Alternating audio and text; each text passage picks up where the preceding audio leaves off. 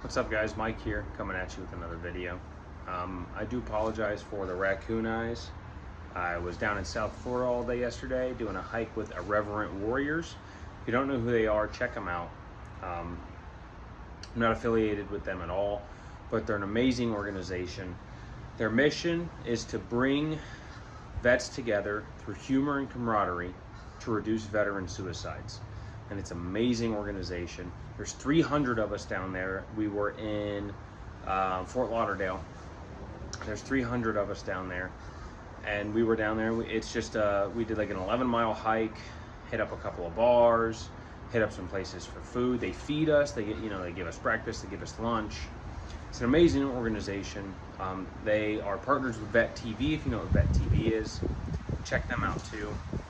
But it was an amazing day. I met a bunch of cool people. One of my buddies who I served with over in Hawaii, he flew down, hung out with me over the weekend, and we drove down. It's about a 3.5-hour drive from me. It was an amazing time. So if you don't know who they are, Irreverent Warriors, IW, check them out on Instagram, check them out on Facebook. Give them a follow because the organization is fantastic. And on that, really quick, I just want to talk about the fellow veterans out there. Guys, if you know a veteran, reach out to them because they're probably going through stuff that you don't know about. 22 a day, as many of you know, is the average veteran suicide. 22 veterans a day is the average suicide rate for veterans, and it's too high. One is too high. I know it's not a perfect world, and I know people go through stuff, but if you know a veteran, reach out to them, talk to them, tell them you love them, tell them you're there for them. If you are out of the military and you're a veteran and you are thinking about hurting yourself, please reach out to somebody. We all love you and we all want you here. If you're a veteran, reach out to your buddies. Make sure they're okay. Talk to them. Make sure that they know that you love them and that you're there for them.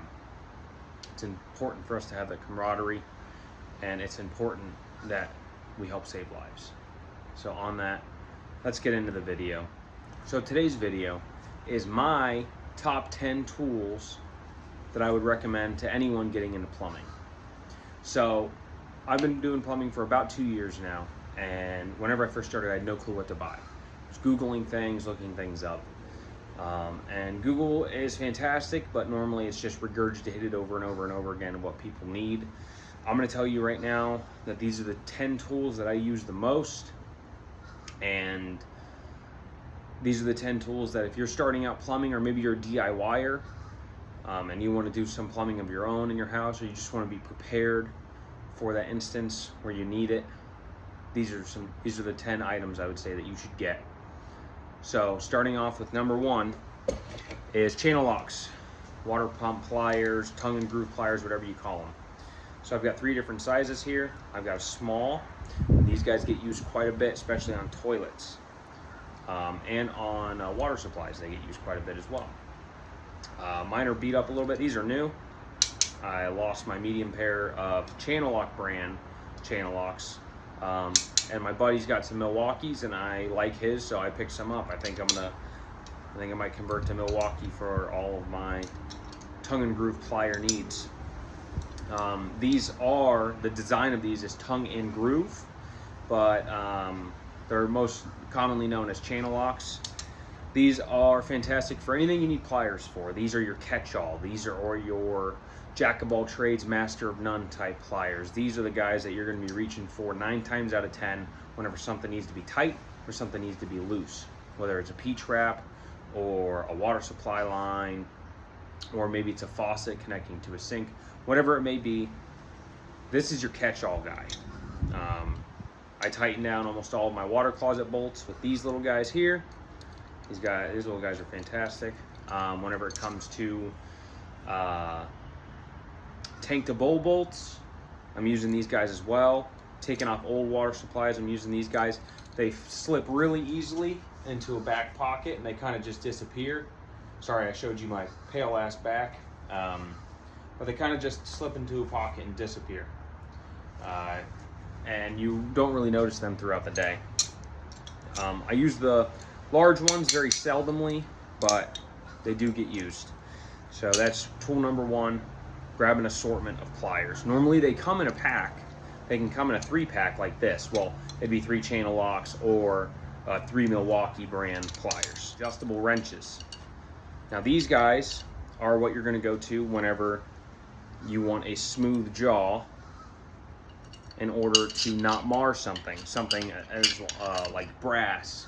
If it's a brass nut that you need to take off and it's exposed, say it's on a aerator, and it's a really pretty sink, or it's a really pretty faucet, and it's got the 2 grooves notched in the side to take off the aerator, don't want to be using pliers.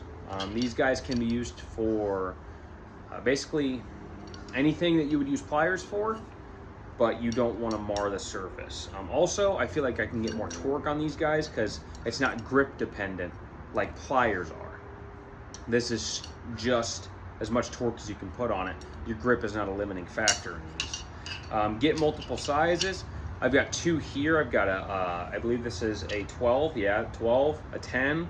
I also have a 6-inch one. I need an 8-inch one. I have one, but it's sitting over there and it's soaking in oil because it's froze up. I'm trying to free it up. If it doesn't, I'm just gonna go out and buy some.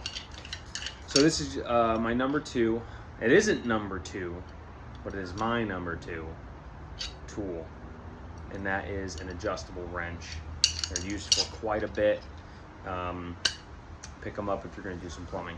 My number 3 tool is a 6-in-1. This is an 11-in-1, but same concept, 6-in-1. In plumbing, we do a lot of things that require a 5/16 bit, and while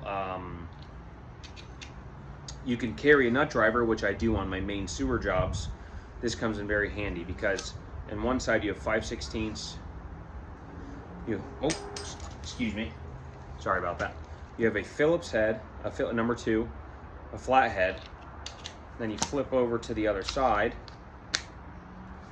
and you have a small flat head, a small Phillips head, a 1/4-inch nut driver, and another 5/16 nut driver. Actually, no, I do believe, yeah, that's a 3/8 nut driver. And then on this end, I have a square bit. I don't think that's gonna focus. Square bit. Also, I believe it's called a Robertson bit as well. Another square bit. Here is the small flattened Phillips, and I'll show you the large flattened Phillips again. Now here is the 3/8 drive, and we'll flip it back over to a 5/16 drive, and this is your number 2 Phillips and flathead. So 6-in-1 comes in very handy. It's better to carry this instead of a flat and a Phillips and a 5/16 driver and a 3/8 driver. And that's actually a point I missed on the pliers. The number 1 is you can carry socket set. That's fine. I do carry sockets, but your tool bag is going to go with you almost everywhere, and you have to get used to carrying that. The more stuff you carry in it, the heavier it's going to, the more stuff you carry in it, the heavier it's going to be. So you want stuff that has multi-purpose without sacrificing utility. That's what this is. This, like I said, it's an 11-in-1. It has 11 tools in one package. It's a good screwdriver and it's a good nut driver. It doesn't sacrifice on either of the facets of it. One thing you can't do with this that I can do with my demo flathead, my demo Phillips head, is I'm not hitting this with a hammer to help break up concrete or cast iron. You shouldn't do that with screwdrivers anyway, but Milwaukee advertises them as demo screwdrivers that can be hit with a hammer. So if Milwaukee advertises them that way, that's the way I'm going to use them. So this comes in at number 3 because you're always using a flat or a Phillips head to take handles off of trim, whether it's a shower, whether it's a faucet, no matter what it is. You're always using some sort of screwdriver bit to take these things off.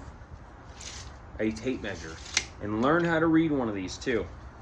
They make those cheater ones that have, they have the bits on. They tell you, this is a 1/4, this is 5/16, this is 3/8. I say just learn how to read it. If you have trouble reading this, I would just say learn to read at least the eighths. So you know this is 1/8, a quarter, 3/8, half, 5/8, 3/4, you know, yada yada yada, so on and so forth. But learn to read this. What is this important for? Measuring pipe. If I am doing a cast iron remodel or a cast iron rip out and putting PVC in for drains, I want to be pretty precise on how big of a piece of pipe I'm sticking up in the ceiling to the guy above me. I want to be precise on the pipe coming out of the wall and going up to the toilet flange. I need to be able to measure that. Sometimes you can just hold it up there and scribe and cut. And I'd say about half the time I do that. I just scribe and cut. But the other half the time you need a tape measure. So that's my number 4 is a tape measure. Number 5 is a combination Allen key set. These are really useful for 2 things. Number 1, the little guy is useful for cleaning out just random things that need to be cleaned out, like the jets in a toilet. You can use Allen wrenches to get up in there and clean all the calcium buildout out of the jets of a toilet, help it flush better. I apologize about my neighbor's dog, by the way. But mostly this is used for taking trim off, because whenever it's not a flathead and it's not a Phillips, it's an Allen. And this is one of these things that, hey Hunter, this is one of these things that when you need it, you need it, and nothing else will get the job done besides this. Really, it's only used for a couple of things, but it's extremely necessary in plumbing. A good flashlight. I like this one because I can turn it on, and I'm not going to blind you guys, but I can turn it on, I can set it down, and it can point at what I'm working at, and I don't have to continue to hold it. You can get a handheld. I have a handheld that I wrap duct tape around so I can put it in my mouth, but I've gone away from that. I use a headlamp if I need hands-free and I don't want to tote this around. But this guy is my go-to 99 times out of 100 for light. You always need a light when you're plumbing. You're in cabinets and you are in the cabinet space, and that's where the light's coming from. So it's dim and it's dark and it's not conducive to a good work environment and a safe work environment. You need light to be able to see. We're always working in dark and damp places. So a flashlight is my number 6. A basin wrench. Now I'm getting into a couple of more plumbing related tools. Everything else was kind of like you can use that for other things. It's not really directly related to plumbing. This is a direct plumbing tool, a basin wrench. Now, a basin wrench is mostly used for whenever you, so I'll show you this. They're both plier jawed, but this guy requires that I grab and I twist. I need a lot of room to use this. This guy, I turn sideways, open the jaw up, it clamps on, and then I can use this down here to twist the nut. That's what this basin wrench is used for. It's used for mostly for faucets, installing faucets, or installing supply lines to faucets. That is, I'd say that's the only thing I've used this basin wrench for. But it's another one of those tools like the Allen wrenches that when you need it, nothing else is going to get the job done, and it's irreplaceable. I'd say get 1 or 2. This is a rigid. You don't have to get a rigid. I like rigid tools. My tools are an amalgamation of a bunch of different things. So, yep, that is my number 7. Number 8 is a level. This is a torpedo level, and this is really going to be your best friend as a plumber. Side note, make sure your torpedo level works. How do you do that? It doesn't really matter what you take, but lay it on a surface and see where the bubble lies, and then flip it around and see if it reads the same. If not, your level doesn't work. Throw it out, get a new level. This is a new level because that just happened to my torpedo level, and this was my backup, and I'm glad I had it. This has been sitting for actually, I bought this back. It's funny, I bought this back up a few weeks ago. It only been sitting for a few weeks whenever my torpedo level went bad. So you don't need to spend a lot of money on a torpedo level. They're going to get beat up. Kind of a disposable item, but just buy a decent one. This is a Craftsman. I don't really care about the brand. You can spend a lot of money or you don't have to spend a lot of money. I think this one was $11, so it really wasn't that much. So this level is used for ensuring, especially with water lines, ensuring that they are straight up and down. And then with sewers, it's ensuring that I have the proper fall whenever I'm putting the sewers in, because you want gravity to work with you. You don't want the sewer system to have to work too hard, so you want gravity to do the work for the sewer system. So that is my number 8 tool, and that is a level. Pipe wrench. It's called a pipe wrench. It's used to hold pipes. Now, the way a pipe wrench works is you open the jaws up, and do you see how that moves? So whenever you go to tighten something, the jaw actually crimps down on it, and then you're able to tighten it. Sorry about that, my dog was being ridiculous trying to leave the yard. So this pipe wrench, it's used to hold pipes. It's used to twist pipes. It's another one of those tools where isn't grip dependent like my pliers, but it's used whenever you need the grip of a plier with the usefulness of an adjustable wrench. That's where this pipe wrench comes into play. It's like the love child of 2 of the greatest plumbing tools ever invented, and it's thrown right into one. Now, you don't want to use this when you can use channel locks, and you don't want to use this when you can use an adjustable wrench. You want to use this whenever neither of those tools are doing the job, but you still need something similar to them. That's what this pipe wrench is used for. I mostly use pipe wrenches for tightening down a big, like 3/4 all the way up to 2-inch brass male fittings into females, or female fittings. I use them whenever I need to open a big backflow. I hook it on top of the the handle for the backflow, and I use it as a lever arm.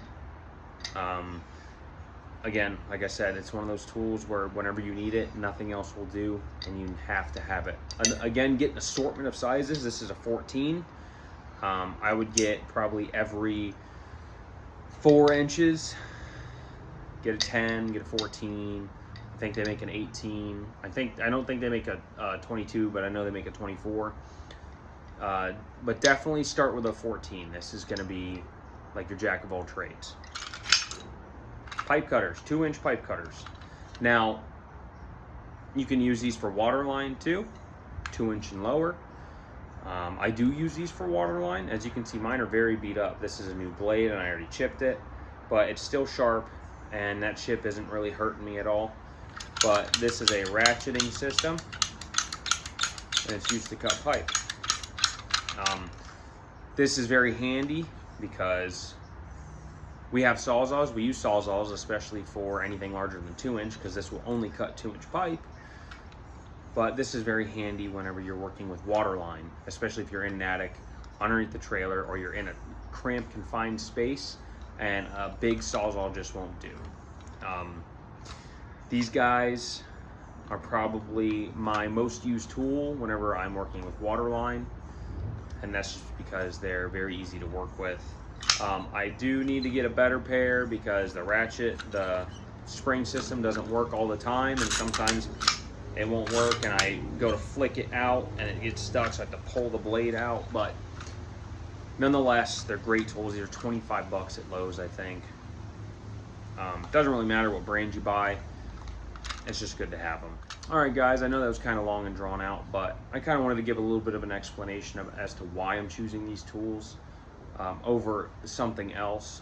You'll notice I didn't have power tools in here, but besides the flashlight, but that's not really a power tool. I didn't have screw guns or drills or sawzaws or oscillating blades or anything on grinders, anything along those lines. I use all of those daily as well. It's just, this is if you're just starting out plumbing. This is going to get you by most of the time. Or if you're a plumber's apprentice, or you're just starting to become a plumber's apprentice, or you just got hired at a plumbing company and they make you supply your own tools, which most companies do. This is what you're going to go to one of your big box stores, a hardware store, and these are the tools that you should purchase along with your tool tote. And I'll show you my tool tote really quick. This is mine, also purchased from Lowe's. And I have much more tools in here that I'll probably go over another day. but that's your tool tote. And I wanted to give a bonus item at the end, number 11, and that is, drumroll please, a multi-tool or knife. I carry a Leatherman Surge. Carry it in my pocket every day. It doesn't bother me. I don't care what people say about it's too big and blah blah blah, whatever. Don't be a wimp. Carry multi-tool in your pocket. Carry Wave. Carry Skeletool. I like Leatherman.